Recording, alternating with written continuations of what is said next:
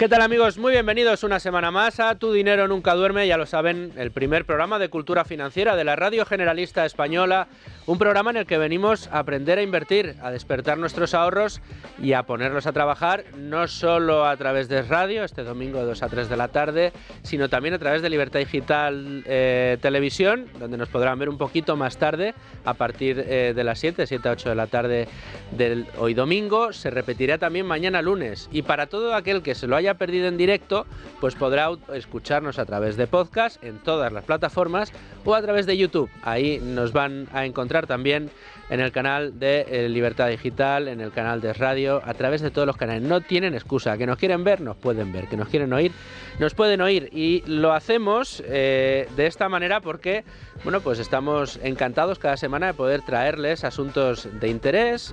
Bueno, pues cada día avanzamos un poquito más y llevamos ya unos años avanzando en temas de cultura financiera. Y como siempre digo, para aprender a invertir, pues me rodeo de los mejores. Tengo ya a mi lado a Domingo Soriano. ¿Cómo estás, Domingo? ¿Qué tal, Luis Fernando?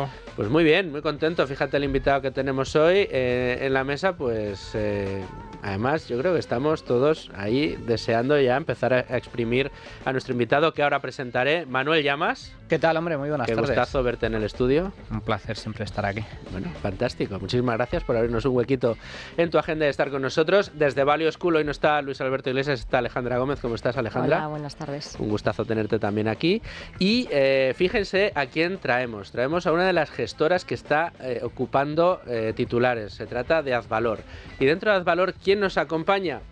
Para quienes nos están viendo, estarán viendo a Antonio San José, que siempre nos acompaña cuando viene Azvalor. Es verdad que cuando solo se nos oía en radio estaba el hombre ahí y yo intentaba sacarle algunas cosas. ¿Qué tal, Antonio? ¿Cómo estás? Hola, ¿qué tal, Luis Fernando? Muy buenas tardes. ¿Has visto? Mantengo la tensión hasta el final para presentar al invitado. Hombre, hasta el final y más allá.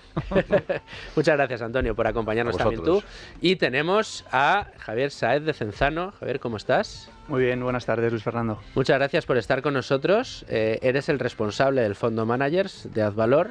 Decía yo, es una de las gestoras que está hoy ocupando titulares muy merecidos y con mucho éxito.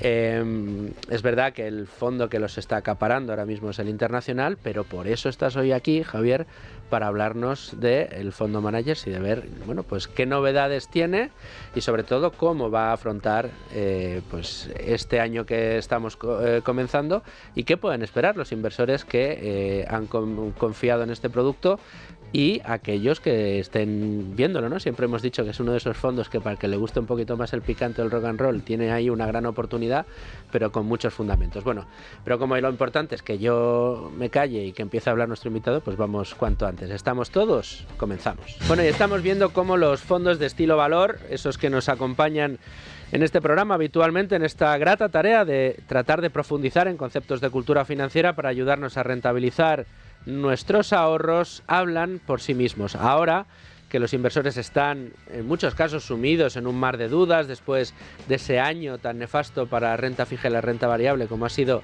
el año pasado, bueno, pues el nerviosismo parece que se palpa en el ambiente y la gente no sabe muy bien qué hacer, dónde colocar su dinero, cómo acertar en su próxima decisión de inversión. Aquí lo decimos, acompáñenos.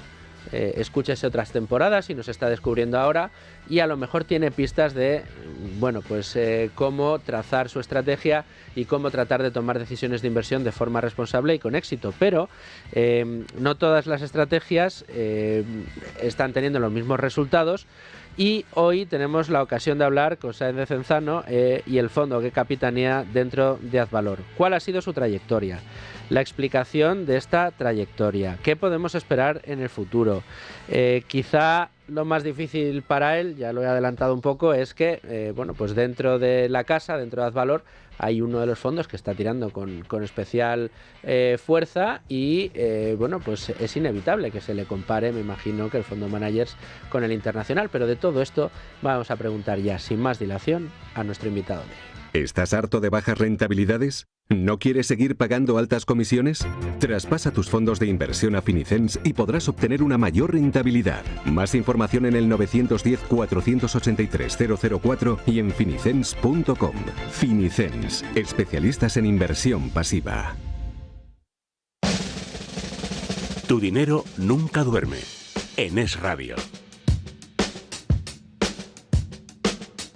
Bueno, pues nos metemos, si os parece, en harina de hoz y coz, sin más preámbulos y, bueno, tradiciones tiene este programa y las seguimos manteniendo. Value School tiene siempre el primer turno de palabra, el primer turno de pregunta en la entrevista de hoy. Alejandra. Bueno, muchas gracias. Inauguro este programa preguntándote qué es Advalor Managers y dónde podemos encontrar valor dentro de este fondo. Bueno, pues Advalor Managers es, al final, si pensamos en cuántos fondos de inversión hay a la venta disponibles en España, ¿no? La cifra es astronómica, ¿no? Hay más de 30.000 fondos de inversión que tú o yo o cualquiera de los oyentes puede comprar, ¿no? En el mundo es más de 300.000. O sea, es un océano de inversiones donde es muy difícil escoger, ¿no? Entonces, lo que tratamos de hacer en Advalor Managers es escoger algunos de los que pensamos que son gestores de la máxima calidad, estén donde estén, en cualquier parte del mundo, y delegamos la gestión en ellos de forma que invierten en compañías específicas para nuestra cartera, ¿no? Eso con el objetivo de invertir en managers, digamos, que tengan la cultura filosófica similar a Advalor en cuanto a ser una boutique, especialistas en un tipo de gestión, una mentalidad muy largo plazo, un proceso de inversión orientado a la selección de compañías, a conocer muy bien cada una de las inversiones, de forma que evitemos cometer errores y siempre con un foco muy fuerte en la valoración, ¿no? De comprar cosas a un fuerte descuento frente a lo que consideramos que es el valor estimado. Entonces, básicamente lo que hemos hecho es analizar, bueno, a lo largo de más de 20 años, literalmente miles de gestores, y con el equipo de Advalor, Álvaro Guzmán de Lázaro, Fernando Bernat, que son los dos codirectores de inversión de la firma, y un servidor, pues intentar escoger a los que hemos considerado que cumplen con esos requisitos que comentaba anteriormente. Análisis de situación, Javier, porque la última vez que estuviste aquí, pues nos diste también las características y condiciones del fondo, pero bueno, ya han pasado algunos meses y después de un ejercicio especialmente convulso en el ámbito bursátil, como fue el año pasado, el año 2022, donde cayó prácticamente todo, excepto precisamente algunos fondos tan destacados como los de Advalor, que registraron, al contrario que en la inmensa mayoría de fondos, subidas muy importantes. ¿Cómo ha sido este año 2022 y cómo está siendo estos inicios del año 23? Bueno, en cuanto a rentabilidad, por responder directamente a la pregunta, la rentabilidad de Advalor Managers ha sido ligeramente positiva, subió en el año 2022 un 0,54%, pero yo creo que lo más importante del año 2022 es la evolución que han tenido las compañías en la cartera, ¿no? Y me explico. Han tenido un comportamiento muy positivo en cuanto al negocio, ¿no? A la generación de beneficios, de flujos de caja. Eso les ha permitido reducir deuda, les ha permitido incrementar dividendos, incluso hacer recompra de acciones. En definitiva, las compañías han evolucionado muy positivamente desde el punto de vista de fortaleza financiera y de evolución del negocio, y por tanto han mejorado su valor para el accionista, ¿no? Y eso, unido a, como comentabas, una fuerte caída en los mercados que nos ha permitido comprar cosas muy específicas, muy seleccionadas, unido a las compañías que ya teníamos en cartera, que siguen a valoraciones muy interesantes, hace que en estos momentos, digamos, la valoración que tiene el conjunto de la cartera de Advalor Managers esté en su punto más interesante desde que nació el fondo, ¿no? Si miramos las compañías que lo han hecho un poco peor durante 2022 dentro del fondo, pensamos que ninguna es un error, ninguna es una pérdida permanente de capital, y por tanto su potencial a futuro es muy importante. Y luego aquellas que han funcionado mejor, hemos ido reduciendo el peso en ellas de forma que podemos rotar ese capital hacia otras oportunidades más interesantes, ¿no? Entonces, bueno, muy contentos, porque al final, como sabemos, en bolsa el precio lo define el mercado, a corto plazo no necesariamente de la forma correcta, y lo importante es que lo que hay debajo, que las compañías que hay debajo vayan en la evolución correcta, y así ha sido, ¿no? Entonces, bueno, pues muy optimistas, digamos, cara al futuro del fondo, por lo que comento de las valoraciones y por la calidad de las compañías que tenemos en la cartera, ¿no? Cuando compras compañías a 4 o 5 veces beneficios, que es el ratio agregado que tiene la cartera en estos momentos, nos deberían ocurrir cosas muy buenas en los próximos años, ¿no? Estamos hablando de prácticamente un 70% de descuento frente a lo que sería el índice global de acciones, ¿no? o el mercado, ¿no? Y esto en un entorno donde pensamos que la divergencia entre lo que está caro en el mercado y lo que está barato sigue en extremos históricos, pues nos parece un punto de partida para los próximos años muy, muy interesante. Estoy echando un vistazo. Los protagonistas de esta cartera siempre, de este fondo, siempre han sido esos managers que habíais seleccionado muy cuidadosamente. Recuerdo esos programas en los que nos contabas las visitas que habías hecho. Pues está ahí Mittelman Brothers, está Donald Smith, Moreus Capital, Gorin y Rosenbach. Son esos gestores que os han ido acompañando durante este tiempo, desde que inaugurasteis este fondo. ¿Se han producido cambios? Veo que en los gestores no, seguís confiando en los mismos. Siempre habéis hablado de que estabais estudiando quizá alguna incorporación. No sé si nos puedes adelantar algo en este sentido. Uy, te veo sonreír. ¿Tenemos novedades? No, de momento no. Uy, casi teníamos la noticia, Domingo, que estaba ya apuntando el titular. Vamos a estar pendientes en las próximas semanas. Sí, Esa es la típica sonrisita de... Aquí no, pero te lo voy a contar. Ha faltado una firma.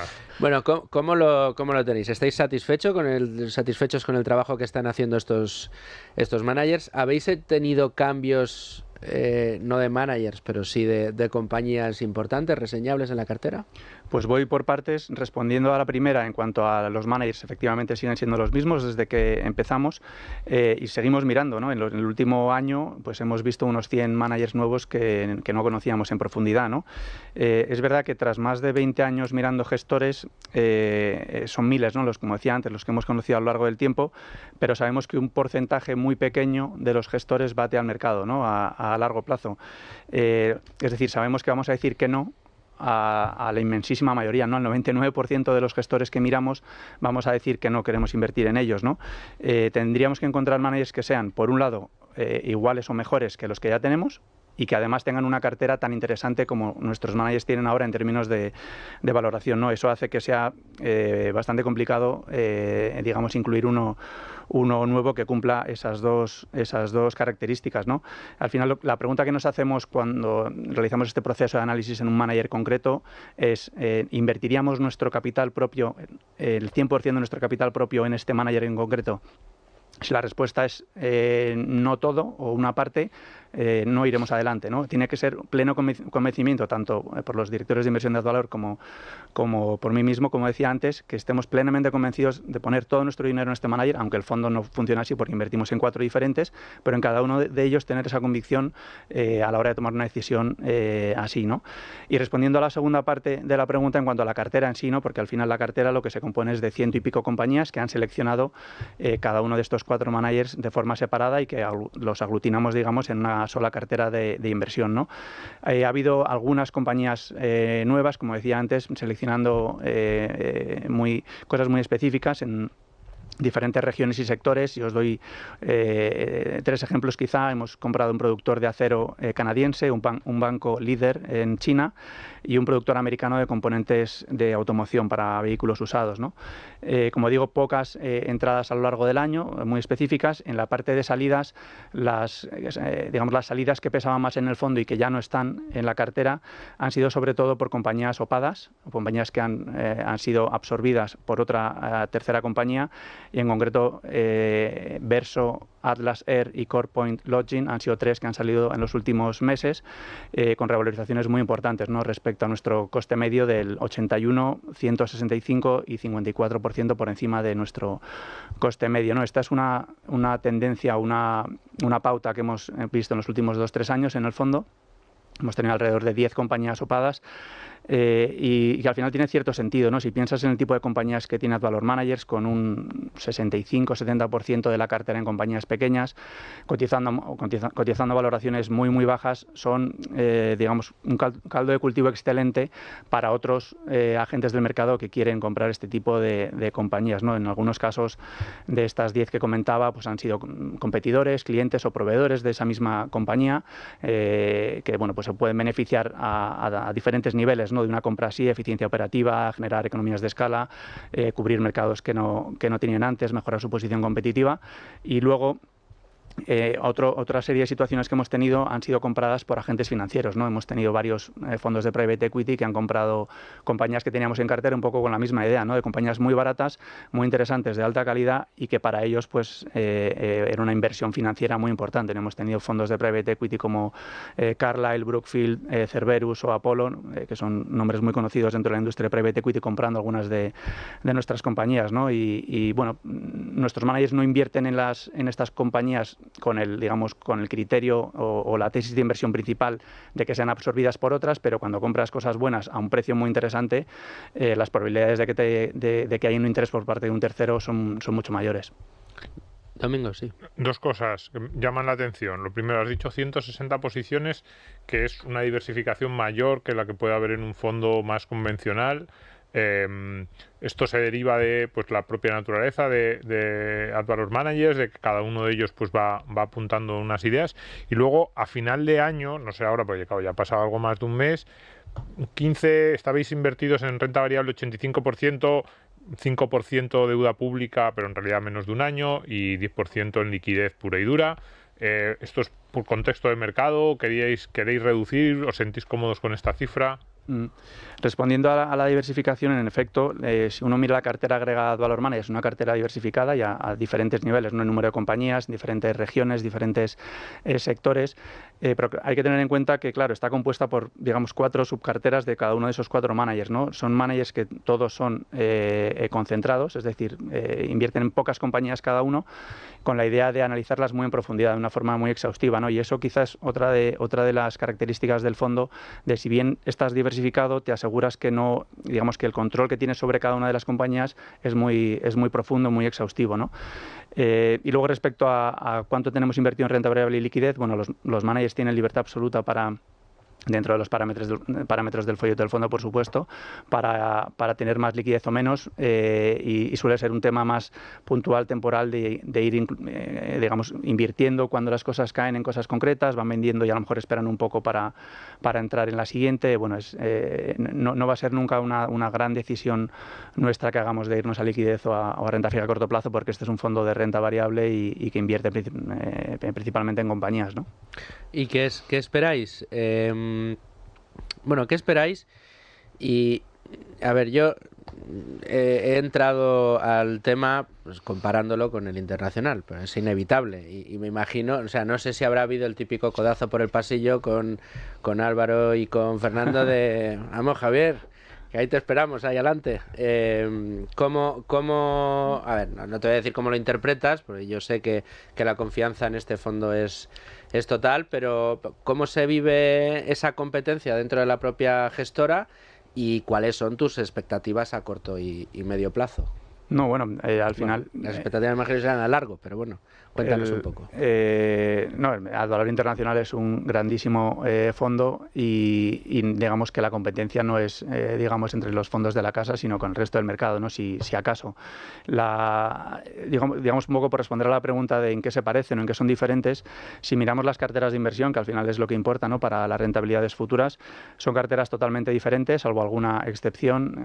Si miras el solapamiento de cartera entre uno y otro es del 6% aproximadamente, o sea, el 94% de la cartera es totalmente diferente, ¿no? Al final, Ad Valor Managers lo que ofrece es una diversificación, ¿no? De tener una exposición diferente a diferentes sectores, diferentes países, diferentes compañías, compartiendo algunos elementos que nos caracterizan tanto a esos managers como Ad Valor, que decía anteriormente, y también en el sentido de hacer un análisis muy profundo sobre cada compañía y de tener un fortísimo foco en las valoraciones, ¿no? En pagar menos de lo que valen las cosas, ¿no? Y en ese sentido, pues en Ad Valor Managers tenemos 4 equipos de inversión trabajando para nosotros, externos a Ad Valor, que dedican mucho tiempo a cada potencial inversión, con esa ventaja de que son concentrados, pero a la vez te dan un fondo como es Ad Valor Managers diversificado, ¿no?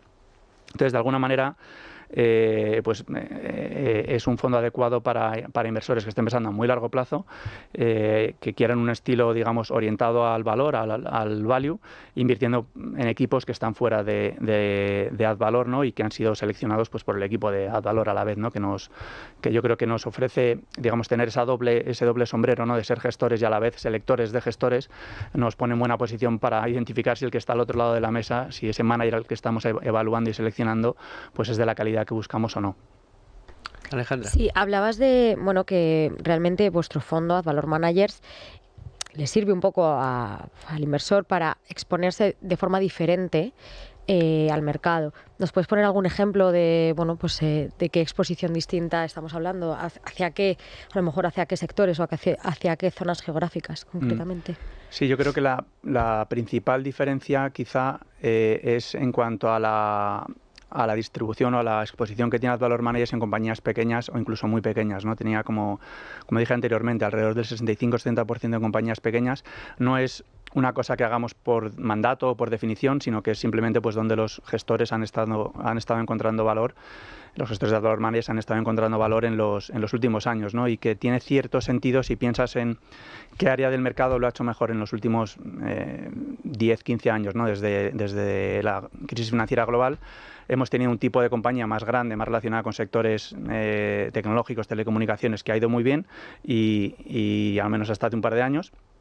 Y otros tipos de sectores que han sido denostados por el mercado, que han estado tremendamente deprimidos en precio, ¿no? Entonces, durante los últimos años o década y media, nuestros managers han ido centrando su análisis y la construcción de cartera, la selección de compañías en esas áreas que estaban más deprimidas, ¿no? Porque ahí es donde el precio o la diferencia entre el precio y el valor era mayor, ¿no? Entonces eso ha hecho que hayan ido muy hacia ese área, ¿no? Y siendo gestores con un tamaño limitado en cuanto a activos bajo gestión, pues les permite ir mucho a ese segmento del mercado que es muy interesante. Sobre esta cuestión de tamaño, muy pequeñas. Es decir, estoy en la ficha de Morningstar, que divide en 5 tipos las compañías: gigante, grande, mediano, pequeño y micro. Micro tenéis casi a cierre del año 2022 casi el 30% en lo que Morningstar califica micro y un 38% más en lo que Morningstar califica pequeño. O sea, mediano o más grande en las 3 categorías, mediano, grande o gigante, solo el 32% también llama la atención, porque sobre todo ese peso de micro que luego no son tan micros, sobre todo porque muchas de ellas son americanas, luego lo ves en España serían ya un poquito más que micros, pero llama la atención. Sí, si piensas en el estilo de inversión que tiene cada uno de los 4 managers, que cada uno aplica su proceso, digamos, de forma diferente y son procesos de inversión diferentes, pero sí tienen en común esa idea de ir contracorriente del mercado, de ir a donde nadie mira de alguna forma, ¿no? Lo que intentan es identificar pequeñas joyas que a lo mejor ni siquiera cubren analistas de Wall Street y donde precisamente la divergencia o las ineficiencias de valoración suelen ser más elevadas que si te vas a los grandes valores del S&P 500, donde hay cientos de managers invirtiendo en ellas, cientos de analistas, digamos, publicando su opinión sobre esas compañías y donde, digamos, añadir algo desde el punto de vista de una decisión de inversión suele ser más complicado, ¿no? Tener una opinión diferente en ese tipo de compañías es más complicado, además de diferente que sea correcta, ¿no? En este tipo de compañías, teniendo nuestros managers total libertad para invertir en cualquier tamaño de compañía, pues lógicamente suelen encontrar más cosas, porque además de ser más ineficientes, es que en número de compañías hay muchas más. En Estados Unidos pues hay muchas más compañías pequeñas y muy pequeñas que grandes, ¿no? O medianas. Entonces es un caldo de cultivo, un sitio donde pescar pues mucho más interesante para gestores de este tipo. Y además comentabas al principio, Javier, que sigue existiendo una gran divergencia entre value y growth, a pesar de que el value en los últimos trimestres, en el último año y medio, pues ha recuperado en gran medida muy buenas rentabilidades en comparación con el growth. Solo hay que ver cómo han evolucionado los principales fondos value a nivel nacional y a nivel internacional, y la caída tan drástica que han registrado fondos de relevancia, especialmente en el ámbito tecnológico, etcétera, ¿no? Pero también hay una gran divergencia en el ámbito de small caps en comparación con el resto de compañías, con lo cual digamos que coinciden dos factores muy relevantes a la hora de encontrar valor, es decir, empresas de calidad a bajo precio. Pero más allá de la búsqueda de compañías, que para eso se encargan precisamente los managers, yo me siento muy identificado contigo, Javier, porque yo siempre digo, siempre que tengo ocasión, que yo ni tengo tiempo ni ganas de analizar empresas. A mí lo que me gusta es analizar gestores, que es precisamente tu función. Tú te dedicas... Llevo 20 y pico años haciéndolo, es muy interesante. Y para mí, yo que es que creo mucho en la división del trabajo, entonces yo jamás voy a ser un gran gestor de fondos ni seleccionador de acciones, ¿no? Pero sí me gusta mucho y me interesa mucho la filosofía de inversión de los gestores, etcétera, y yo por eso prefiero depositar mis inversiones en buenos profesionales. Entonces, tú que eres un experto auténtico en la materia y además has seleccionado a estos 4 managers de referencia a nivel internacional.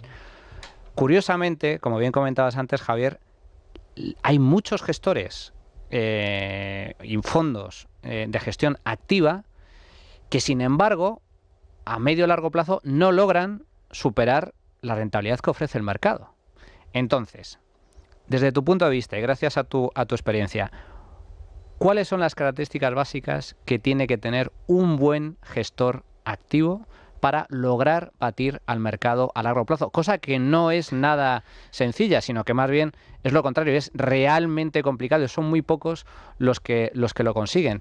Pero, ¿qué características básicas tiene que tener ese gestor? Y sobre todo, de cara a ayudar a nuestros oyentes, ¿en qué se tiene que fijar un inversor particular a la hora de escoger un buen fondo de gestión activa, que al frente tiene que estar un gestor? Pues es buenísima pregunta y podríamos estar horas aquí, ¿no? Pero supongo que Luis Fer no me va a dejar. Entonces, voy a intentar resumirlo, ¿no? De la forma más breve posible. Yo diría, voy a dar 3 o 4 factores, ¿no? Que engloban varios a su vez y que creo que son críticos, ¿no? Primero, que el gestor, que el fondo, que el manager tenga el ecosistema correcto. Es decir, que realmente tenga una visión a largo plazo, que su ecosistema de trabajo, de cultura corporativa de la compañía, de lo que le dice su jefe por encima del hombro cada día, esté orientada a generar rentabilidades a largo plazo, y eso se dice rápido, pero es más difícil de implementar que de decir. Y que tengan esa especialización en una cosa, ¿no? No hay ninguna gestora, ¿no? Y yo, como decía antes, he visto muchos, ¿no? A lo largo de un par de décadas haciendo esto.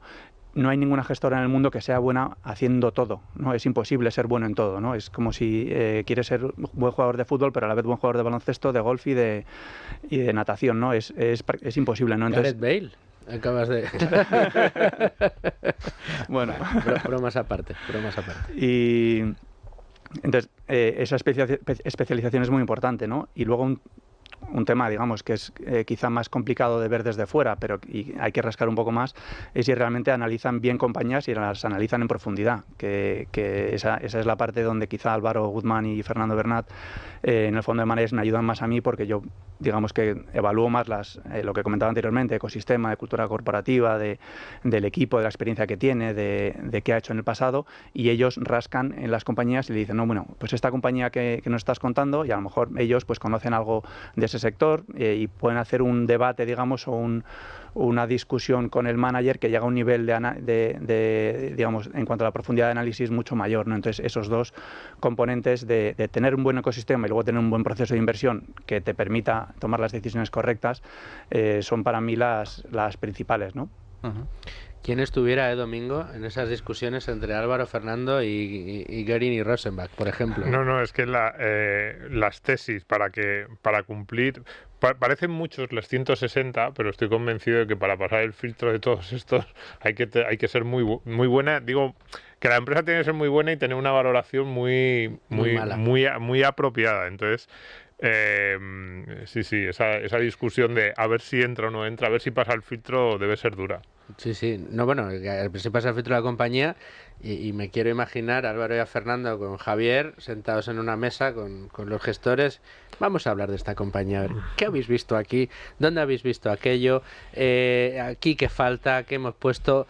Y tiene que ser un espectáculo, ¿no? Bueno, a lo mejor también luego llegan, no sé si se puede contar, si llegan alguna idea para alguno de los otros fondos desde el fondo de managers. Sí, o sea, la idea de su idea rol, o reforzar alguna que ya estén mirando. No es tanto, digamos, vetarles ni cosas así sobre las ideas que cada uno de los managers ejecuta, porque realmente esa es responsabilidad pura y dura de cada uno de los 4 managers y no tenemos ni derecho de veto ni nada, pero sí más el rebatirles cosas, o has mirado este ángulo, has mirado este aspecto del balance, o por qué piensas que el negocio no está en declino como piensa el resto del mercado, sino que son preguntas más técnicas, más orientadas a nosotros comprender la profundidad del análisis del manager, más que nosotros darles una opinión sobre una compañía concreta donde ellos son, como digo, perfectamente libres de escoger. Estamos llegando... Yo ojalá pudiera darte horas y horas para que nos explicaras todas estas cosas. Cuando quieras. Pero, tenemos el maldito reloj que nos está marcando el tiempo. Antes de... Manuel quería preguntarte una cosa, pero yo te quería preguntar por el potencial del fondo. Sé que es uno de los argumentos que menos os gusta al final, porque pues como querer ver la bola de cristal, pero dentro de los cálculos que tienen estos gestores y tal y como lo tenéis vosotros, ¿qué potencial tiene ahora mismo la cartera? Sí, la forma en la que nuestros managers calculan ese potencial, o digamos la valoración a la que cotiza una cartera en concreto, es un poco diferente en cada uno de los 4 casos. Entonces lo que nosotros miramos es más intentando de alguna forma simplificar cómo interesante está la valoración de la cartera, pues cogemos ratios de la base de datos de Morningstar y vemos cómo evoluciona a lo largo del tiempo, ¿no? Actualmente, para daros una idea, el ratio de precio-beneficios está en torno a 4,3 veces, ¿no? El ratio precio-valor en libros está en menos de una vez, ¿no? En torno al 0,92. La rentabilidad por dividendo del fondo es la mayor que ha tenido nunca, ¿no? Desde su inicio. Entonces, bueno, eso te da un poco de idea del punto en el que estamos, ¿no? Si piensas en unas valoraciones razonables, ¿no? De 10-12 veces para compañías de este estilo, pues estamos hablando de una revalorización muy importante. Una curiosidad. Comentabas, Javier, que en el último año has visto a más de 100 gestores. Mi pregunta es si dentro de esos 100 gestores hay españoles y cuál es tu valoración respecto al talento que hay a nivel de gestión activa dentro de España. Bueno, quizá me retrotraiga a mi época de Morningstar, donde sí que miraba gestores españoles. Yo cuando volví de Londres, empecé a trabajar en Morningstar. Mi labor principal era analizar fondos de gestoras españolas, ¿no? Así es, de hecho, como conocí a Álvaro Guzmán de Lázaro y a Fernando Bernat, porque yo estaba analizando los fondos de su anterior firma, ¿no? Ahora la verdad es que no me atrevo a dar una opinión porque no los he mirado en profundidad como para decir este es mejor que otro, y además en cualquier caso me acusarían de estar sesgado porque trabajo en Advalor, entonces ahí me voy a dar mus. Pero sí digo que hay muchísimo talento en España y que de hecho, aunque la industria es mucho más pequeña y como sabéis, las gestoras independientes tienen solamente el 10% de la cuota de mercado en España, que es un nivel bajísimo comparado con cualquier otro país, digamos, desarrollado. Sí que creemos que las que hay pues seguramente tienen más calidad que la media de lo que podemos encontrar por ahí, ¿no? Yo creo que no hay nada que envidiar, y aquí la clave creo que es, como decía antes, que las gestoras tengan el ecosistema correcto, es decir, que tengan los incentivos correctos, que los gestores se jueguen su dinero, su propio capital en los fondos que gestionan, una serie de circunstancias que no siempre se cumplen, ¿no? Y ahí hay un estudio de Morningstar muy interesante, que no sé si lo habéis comentado en el programa alguna vez. En Estados Unidos hay que publicar cuánto tiene cada gestor invertido en su propio fondo, ¿no? Y en Morningstar hicimos un análisis de bueno, ver un poco estos parámetros, ¿no? Y es sorprendente ver que en Estados Unidos la mitad de los gestores de fondos no tenía un solo dólar invertido en su propio fondo, ¿no? Y luego la escala variaba, ¿no? De más, digamos, de más capital a menos. Y además el estudio concluía que aquellos que invertían más cantidad de dinero en sus propios fondos, a futuro lo hacían mejor en cuanto a rentabilidad de los fondos, y además tenía más estabilidad en los equipos de gestión, ¿no? Que intuitivamente tiene todo el sentido, pero además con datos pues así lo corroboramos, ¿no? Para mí, si le tengo que decir a alguien en qué fondo debe invertir o a nivel de calidad del mismo, no ya en qué tipo de activo, le diría que se haga esas preguntas: ecosistema correcto, los gestores juegan su dinero, cuánto tiempo llevan haciendo esta labor, porque al final la experiencia es muy importante en este sector. Todas esas cosas que hemos ido desgranando a lo largo de la entrevista que que por lo menos son, en mi opinión, condiciones necesarias, quizá no suficientes, pero es un mínimo que creo que hay que tener, ¿no? Y a partir de ahí intentar acertar con el fondo concreto. Luego dirán nuestros oyentes que no se aprende, Ambros, que si se aprende aquí, y entre otras cosas hoy nos has enseñado bueno, pues esas cosas que hay que tener en cuenta a la hora de seleccionar un buen fondo, un buen gestor. Nosotros seleccionamos invitados y creo que no nos hemos equivocado para nada hoy. Javier, muchísimas gracias por estar con nosotros. Muchas gracias a vosotros y encantado de estar aquí. Esperemos verte muy prontito de vuelta y a seguir teniendo noticias y tan buenas como las que tenemos hasta ahora de tu casa de Azvalor. Muchísimas gracias, Javier, y muchísimas gracias, Antonio, que estás ahí calladito. Aprendiendo también, tomando nota mental de todo. Es verdad que se aprende mucho, más que en Harvard aquí. Se aprende muchísimo.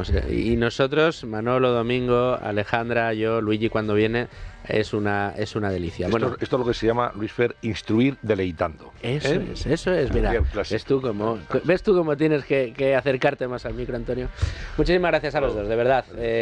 Una pausita y vamos a la tertulia. Bueno, pues acabamos de estar con Javier Sáez de Cenzano de Azvalor, el responsable, el gestor del fondo Managers, uno de los fondos que más ha llamado la atención en los últimos años dentro del panorama de las gestoras Value por sus características tan especiales, siendo considerado un fondo de fondos sin ser realmente un fondo de fondos, porque al final los managers lo que hacen es seleccionar compañías para la propia gestora Azvalor con las características que nos han comentado.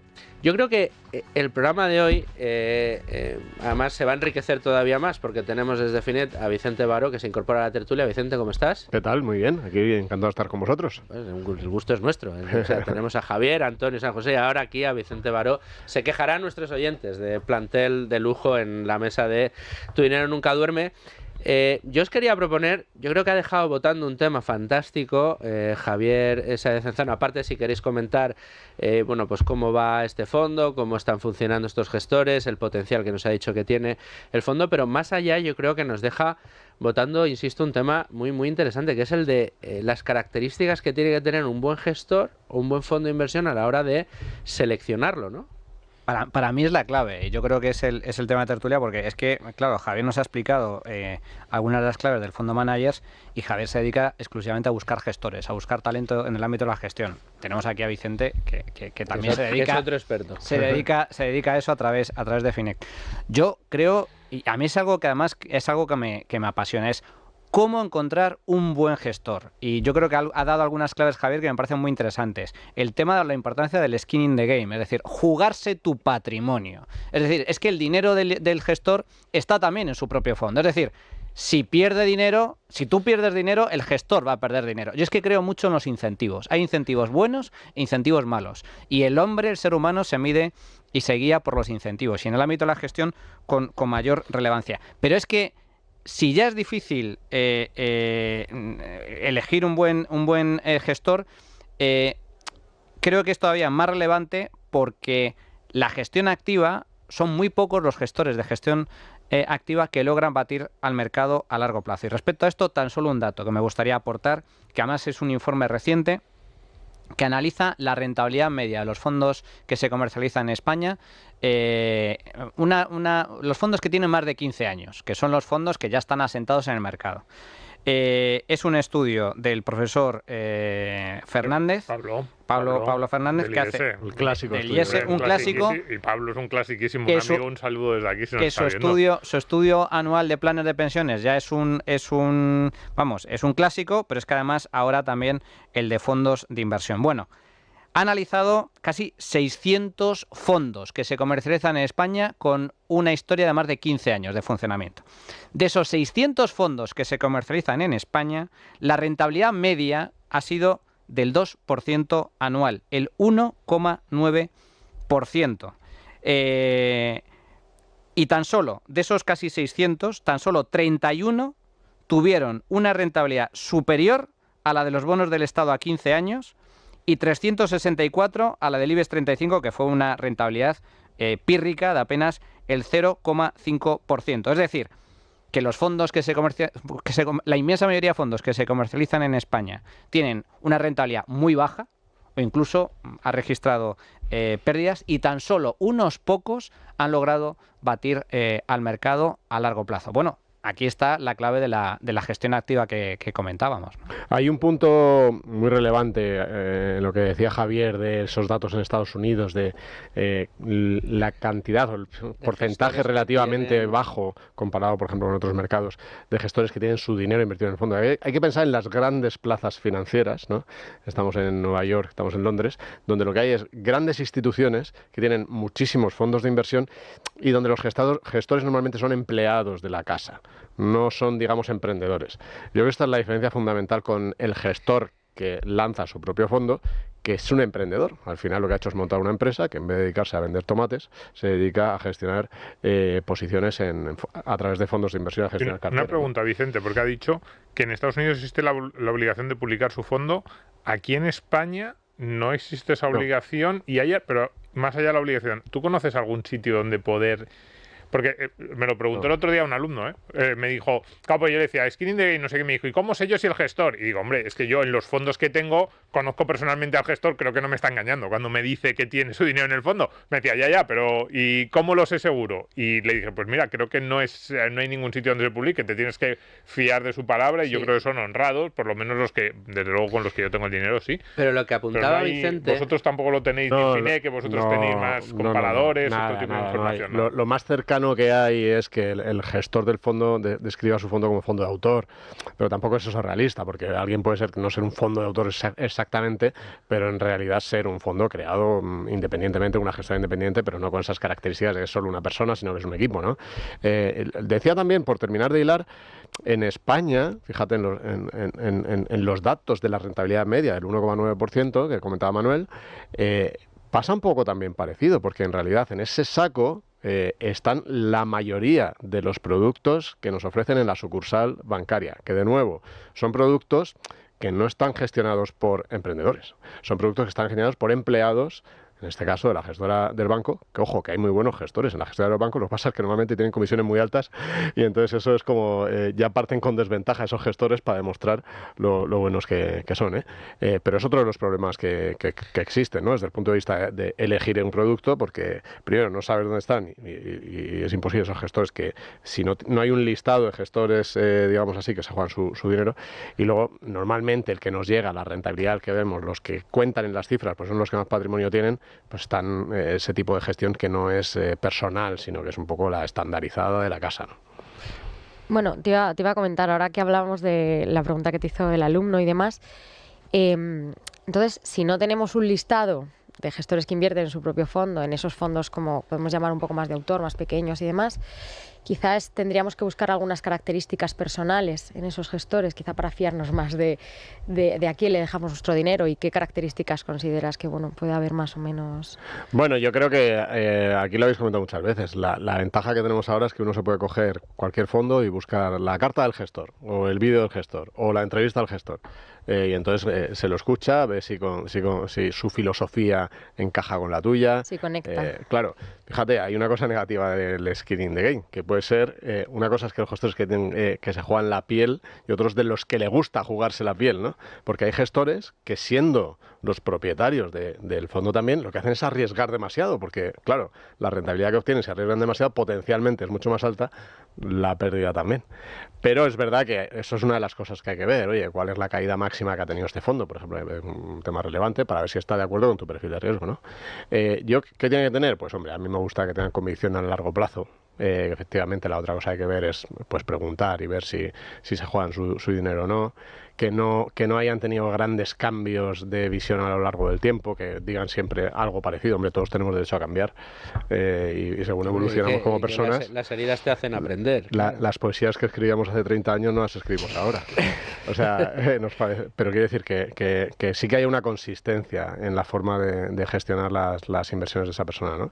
Y a mí me gusta que tengan transparencia. Es una cosa que a mí me gusta y hay gente que dice que para ellos no es tan importante. No, para mí eso es fundamental. Para mí es importante que se explique bien, que digan que invierte, que haga encuentros con inversores. Y que cuando cambia de opinión lo explique. Y que si ha habido un fallo de inversión, ha habido una tesis que no ha, por ejemplo, en los inversores a largo plazo, que si ha habido un fallo en una tesis, que diga, esto ha sido un fallo por esto, por esto, por esto. Me encanta que cuenten los errores y que digan en qué se han equivocado y que han aprendido de esos errores. Reconocer los errores es clave. Es clave, porque hay muchos inversores que no lo reconocen, y sobre todo algunos que abundan en redes sociales, que se dan de grandes gurús de la bolsa, análisis técnico, que recomiendan acciones concretas, y que luego hay gente que se dedica a analizar lo que publicaba hace unos meses con respecto a lo que dice ahora, y se ven ahí los cambiazos, jamás reconoce un error, y luego entra en contradicciones profundas. Yo creo que estoy muy de acuerdo con lo que comenta Vicente, el tener una línea argumental constante a lo largo del tiempo, la misma filosofía, comprensible. Es muy importante que se entienda lo que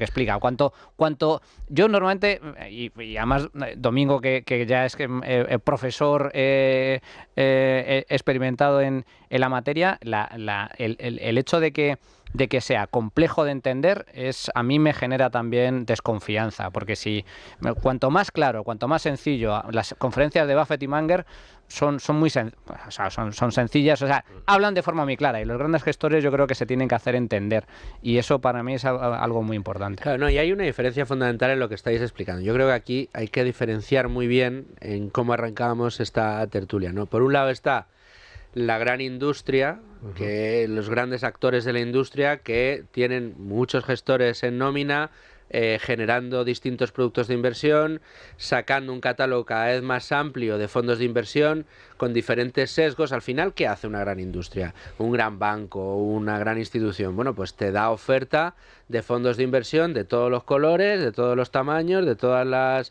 los pelajes, para que, dependiendo de cada tipo de inversor, podérselos ofrecer. El problema es que en muchas ocasiones, y yo creo que esto, no sé qué opináis, pero para mí es clave a la hora de ver si me puede llegar a interesar o no, es el argumento de la venta. O sea, al final tú dices, ¿por qué os gustan tanto las gestoras boutiques como las que vienen al programa frente a algún fondo de alguna gran distribuidora que lo haya hecho fantásticamente bien? Pues mira, una de las cosas es que en la gestora boutique te va a explicar el proceso de inversión, lo vas a entender y vas a ver si estás o no de acuerdo con él, pero tienes elementos de juicio para hacerlo. El argumento de venta con el gran distribuidor es, mira chico, tenemos un fondo que está ganando esto este año. Entonces, claro, si tu argumento es lo que ha hecho este año, sin saber quién lleva el fondo, cuánto tiene metido en eso, cómo se llama el gestor, si está más en tecnológicas o está más en inmobiliaria o está más en renta fija. O sea, cuando el argumento es, tengo aquí uno que lo está haciendo fantásticamente bien, ojo, espérate, ¿no? Aparte de que una cosa que quizá no se sabe es que en esas grandes distribuidoras en muchas ocasiones tienen normas internas que evitan que los gestores de los propios fondos tengan participaciones en los propios fondos, para evitar que si luego les toca gestionar otro producto, no mimen más a uno que al otro, ¿no? Y esta es una cuestión de incentivos que también se nota mucho. No es lo mismo un tío que te saca fondos como churros que alguien que para sacarte un fondo se lo piensa muchísimo, se tienta la ropa y se la juega, ¿no? Sí, hombre, yo creo que la gran gestora internacional de fondos tiene unos gestores espectaculares que además les pagan muchísimo dinero porque son muy buenos y los quieren tener porque luego al final, fíjate que son los fondos que las instituciones de seguros, las grandes bancas privadas están comprando, o sea, necesitan que sea alguien que sea bueno, ¿no? Y yo creo que ahí en las grandes gestoras especialistas en fondos de inversión hay muy buenos fondos, muy buenos y fantásticos gestores. Ahora, no tienen una parte importante de la cartera del fondo porque no la pueden tener, porque casi por el patrimonio que tienen esos fondos, pues tendrían que ser todos Elon Musk para poder tener una participación relevante en el fondo, ¿no? El problema no es que tengan mucho de la cartera, sino que tengan mucho de su patrimonio. Sí, de su patrimonio también, pero que al final son dimensiones tan bestias que lo que haga el fondo muchas veces, o son fondos con mandatos sobre este fondo tiene que ganar la inflación un 2%. La mayoría, que hay algunos que no. Entonces yo creo que esa industria es así, pero hay muy buenos gestores. Yo lo que sí es, lo que tenemos todos alrededor mucho más es el producto bancario tradicional, que es el que te ofrecen en la sucursal, ¿no? Yo el otro día me estaba analizando los 15 fondos en los que entró más dinero en España en 2022, por ejemplo. De esos 15 fondos, 11 no tienen ni siquiera un año de historial. O sea, son todo productos que se han lanzado en los últimos meses y que le venden a usted como le venden al que viene después, sea como sea, da igual. ¿Por qué? Pues porque con esto ganas un 1%, que no sé qué. Entonces ahí es donde no hay calidad. Ahí es donde es una marca pues que vende lo que sea, que tiene una red de distribución espectacular y ahí no hay calidad. Y ahí es donde yo creo que es más fácil diferenciar. Oye, el producto que me venden, ¿qué es importante para un buen fondo? Voy a ver qué tal lo ha hecho a lo largo del tiempo. Voy a ver el estudio de Pablo. 25 años. Claro, 25 años, eso te habla mucho de un gestor. Un fondo que contratas que no tiene ni un año de vida, pues no sabes cómo va a ser, no sabes, lógicamente, cómo es el gestor. Y yo creo que esos son los que normalmente se venden en España y los que acaban teniendo rentabilidades. Porque son los que tienen la red de distribución más sencilla, tienen el cliente, tienen acceso, tienen más acceso a las cuentas de los clientes, saben quién tiene dinero, quién no para invertir. O sea, al final, evidentemente, y eso es una pena porque... Pero al final salen los números que salen y dices, joder, es que el 95% del mercado de gestión activa no vence o sea, quiero decir, del mercado, de las gestoras activas no vence al mercado. Ahí yo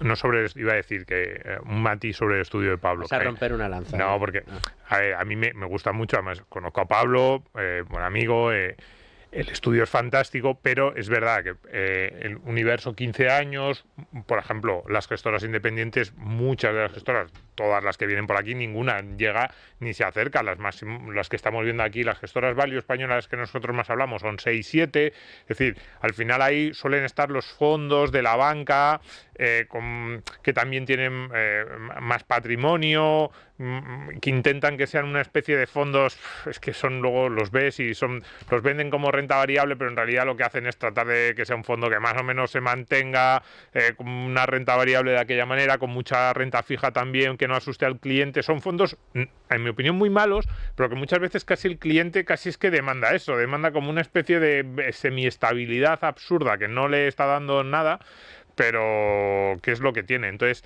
esos son la mayoría de los fondos de los que aparecen en ese estudio y es casi inevitable, por diseño, por cómo se venden, incluso por lo que el cliente pide, que tengan esos resultados muy malos. Y que luego hay de los que sacan buenos resultados, o sea, estamos hablando de aproximadamente tan solo el 20% de esos 600 fondos analizados por el informe del profesor a lo largo de estos 15 años de existencia. Muchos de ellos son fondos prácticamente indexados, es decir, que no son fondos de gestión activa, ¿no? Son activa pasiva. Son indexados, pero con comisiones con comisiones de gestión activa. Y luego, muy importante lo que comenta Domingo, que a mí me parece crucial, especialmente porque esta semana lo hemos visto todos en los medios de comunicación, que son las colas de cantidad de cientos y cientos de personas en el Banco de España para comprar letras del Tesoro a 12 meses con una rentabilidad, atención, del 2,8% anual. Que dirán, bueno, pero es que el 2,8% está muy bien. Sí, si no te digo que no. Está muy bien, pero es que el 2,8% estás perdiendo dinero con el 2,8%, porque la inflación supera ampliamente ese 2,8%. Por lo tanto, al final ves que el inversor medio español, con tal de no perder, al menos nominalmente, y tener una cierta seguridad, está dispuesto a invertir su dinero en fondos que le rentan muy poquito, pero que de alguna forma le garantizan que no van a perder dinero, ojo, de forma nominal, porque de forma real, descontada la inflación, estarían perdiendo dinero. Sí, yo entiendo al final al cliente, lógicamente, el cliente llega a la sucursal, pues llegará cansado de haber trabajado el día anterior, no tiene ganas de dedicarle el tiempo a otras cosas y le dicen, mira, esto que te va a dar un 2, pues un 2, pues ya está para adelante, ¿sabes? O sea que yo entiendo bastante bien. Para mí uno de los grandes problemas que tenemos, que yo cada vez he sentido más, es la pereza financiera, no solo de los españoles, sino del mundo, ¿no? O sea, otro día estaba hablando con un amigo periodista, después de rajar un buen rato de estos productos de los bancos, y estábamos hablando y me dice, no, pues yo tengo este fondo que va fatal de tal banco, digo, pero si me acaba... Y era una persona que lo tiene clarísimo y tal, pero por no liarse, a hacer el cambio, a moverse y tal, pues ya se queda como está en el producto que le han ofrecido. Y yo eso lo entiendo, ¿no? Pero bueno, aquí estamos hablando de si quieres superar a la inflación. Y entonces, si quieres hacerlo, pues lo siento mucho, tienes que dar un paso o dos y mirarte un par de cosas. Y entonces ahí, pues hay opciones y hay que buscarlas, ¿no? Yo me quedo con la idea, ¿eh? Igual hacemos ahí en Finect una cosa de donde estén los gestores preguntando y los que tengan una parte importante de la cartera y los reflejamos a lo mejor. Y sobre Pues el estudio de Pablo es fácil de encontrar, fácil de leer, y aunque solo sea para vencer a esa pereza, para decir, oye, mira los datos, porque los datos son muy buenos, tanto el estudio de fondos como el estudio de planes de pensiones, para decir, estoy yo en uno de estos, ¿dónde está el mío? Y ahí yo creo que para reaccionar, para vencer esa pereza puede ser casi lo mejor ver esos datos. Eso es una de las cosas que yo vería. Uno se puede coger y ver a distintos plazos ese fondo, qué es en la categoría, si está entre los peores, entre los mejores, entre los de la mitad. Es una cosa que es muy fácil de ver en Inverco, en Finect, donde quieras. Está esa información, la contrastas y ya está. Bueno, aquí siempre contrastamos la información y también tenemos que decir, oye, que queréis dar un pasito más, esforzarte un poquito, pues te lo pasas bien, escuchas Tu Dinero Nunca Duerme, ahora nos ves también, que nos pueden ver por YouTube y por la tele, y aprendes un poquito y te vas cogiendo claves. Tenemos desde el 19 ya, estamos en la 5ª temporada, ¿es? Sí, es la 5ª. Es la 5ª temporada. Iba a decir yo la 4ª, fíjate, me iba a comer una de camino. En la 5ª temporada, hablando de cultura financiera, hablando de inversión y dando consejos, desde luego, no de inversión, sino para tomar decisiones de inversión de forma responsable, que yo creo que al final es lo mejor de todo. Y yo tengo que tomar la peor de las decisiones, la que menos me gusta tomar todas las semanas, que es la de despedir este programa. Así que nos quedamos sin tiempo. Domingo, muchas gracias. Un saludo a todos. Vicente, como siempre, muchas gracias. De nada, y gran trabajo el que hacéis en Finet. Sigan Finet, el que no lo siga. Ahí lo tienen. Con Vicente Baró. Manuel Llamas, muchas gracias por acompañarnos esta semana. Sí, espero que las siguientes, hombre. Ya sabes, yo siempre que puedo me escapo, intento escaparme. Intentamos que sí. Alejandra, muchísimas gracias también a ti por acompañarnos desde Value School. Y a todos ustedes, señores oyentes, ya lo saben, les dejamos en la mejor compañía, la de Radio, y les esperamos aquí la semana que viene con asuntos de su interés. Hasta entonces, sean muy felices, amigos.